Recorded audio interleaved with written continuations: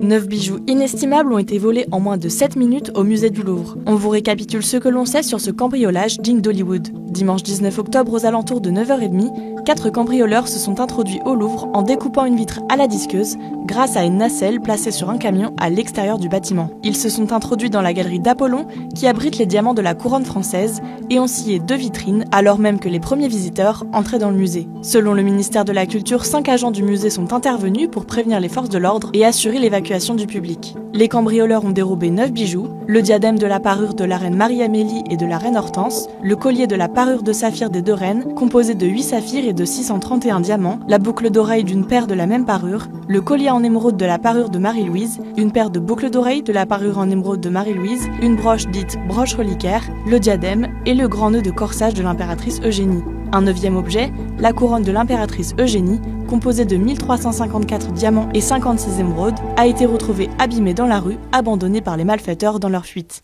Les voleurs sont en effet parvenus à repartir par la fenêtre par laquelle ils étaient entrés et ont pris la fuite sur des scooters. L'un des véhicules a été retrouvé selon le ministère de l'Intérieur. Le commando de 4 personnes est recherché selon la procureure de Paris, Laure Bécaud. La magistrate a évoqué la possible existence de commanditaires et de petites mains au sein du groupe criminel. Elle privilégie l'hypothèse de grand banditisme plutôt que celle d'une ingérence étrangère. Selon le ministère de la Culture, les alarmes se sont bien déclenchées au moment de l'effraction, mais on ne sait pas encore si elles ont bien sonné dans la pièce du vol et alerté les gardiens. Un pré-rapport de la Cour des comptes consulté par France Info révèle que dans le secteur Denon du musée, où se trouve la galerie Apollon ou encore la Joconde, un tiers des salles ne disposent d'aucune caméra de surveillance. Une enquête pour vol en bande organisée et association de malfaiteurs en vue de commettre un crime a été ouverte et confiée à la brigade de répression du banditisme.